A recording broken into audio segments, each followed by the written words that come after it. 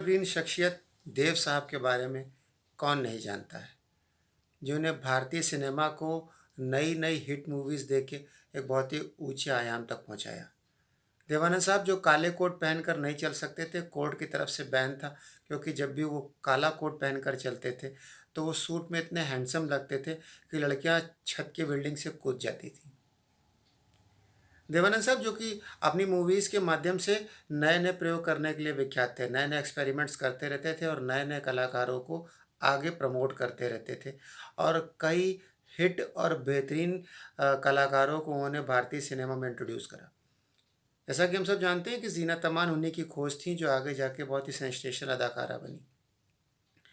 लेकिन क्या आप जानते हैं कि एक बहुत ही बेहतरीन हीरो जिनका की कैरियर बनाने में देवानंद साहब का बहुत बड़ा योगदान है, उनका नाम है धर्मेंद्र।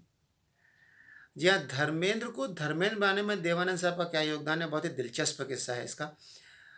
उस दौर की बात है जब धर्मेंद्र जी अपना कैरियर बनाने के लिए स्ट्रगल कर रहे थे और मूवीज़ तलाश रहे थे। उनकी पहली मूवी थी दिल भी तेरा और हम भी तेरे।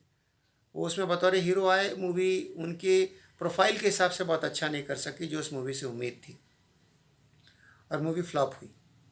उसके बाद वो कई और डायरेक्टर्स और प्रोड्यूसर्स के पास जाने लग गए कि उनको काम दिया जाए, बट उनको देख के प्रोड्यूसर और डायरेक्टर से कहते थे कि हीरो बनने की ज़रूरत नहीं है तुम्हें, जिस हिसाब से बॉडी बिल्डिंग कर रखी है उस हिसाब से तो पहलवानी करो या रेसलिंग करो, ज़्यादा अच्छा रहेगा। ये बातें सुन के भी इंडियन ही मैन कतई परेशान नहीं हुए। उन्होंने किसी भी तरह से ये नहीं सोचा कि इस काम को रोका जाए, फिर भी उन्होंने अपना स्ट्रगल जारी रखते हुए काम की खोज जारी रखी। तभी एक वाक़या पेश आया कि थिएटर के पास वो एक ऑडिशन की लाइन में लगे हुए थे। उसमें रमेश सहगल की मूवी शोला और शबनम के लिए ऑडिशन चल रहे थे कि तभी वहाँ से देव साहब गुज़रे और एक ही नज़र में उनको पता नहीं क्यों लगा कि धर्मेंद्र साहब आने वाले समय के सुपरस्टार हैं, क्योंकि एक हीरा ही दूसरे हीरे को पहचान सकता है। बगल से निकलते हुए एक स्टांस के तौर पर बोले, निराश मत हो लड़के, आने वाला समय तुम्हारा है। ये बोल के वो अंदर चले गए। जाने के कुछ ही मिनट बाद धर्मेंद्र जी को कॉल आया अंदर आने के लिए। धर्मेंद्र जी अंदर गए, अंदर देव साहब बैठे हुए थे। धर्मेंद्र जी का ऑडिशन हुआ, ऑडिशन अच्छा रहा और वो उसमें सेलेक्ट हो गए। सेलेक्ट होने के बाद उन्होंने मूवी साइन करी। देवानंद जी ने जो धर्मेंद्र जी को ये दिलाया मूवी का रोल, उसके बाद धर्मेंद्र जी ने कभी पीछे मुड़ के नहीं देखा। उनकी दोस्ती आगे उनके साथ विख्यात रही।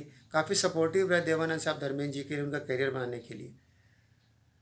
धर्मेंद्र जी को कभी नहीं उम्मीद रही होगी कि वो थिएटर में लगे होंगे और देवानंद साहब सामने से गुजर रहे होंगे और उनको सिलेक्ट कर लिया जाएगा। लेकिन देवानंद साहब एक मिनट में पहचान लेते थे कि कौन सा कलाकार है जो भारतीय सिनेमा को आगे ले जा सकता है और मील का पत्थर साबित होगा। धर्मेंद्र जी का नाम आज तक भारतीय फिल्म इंडस्ट्री में बहुत ही आदर और सम्मान के साथ लिया जाता है। जो रोल उन्होंने प्ले करे वो कोई नहीं प्ले कर सकता। लेकिन इसके पीछे देवानंद साहब थे, क्या ये आपको पता था? क्या उनकी इस प्रतिभा को निखारने में, आगे लाने में देवानंद साहब का योगदान था? आपको मालूम है? अगर नहीं मालूम था तो प्लीज़ कमेंट और शेयर करके बताइए। Thank you very much.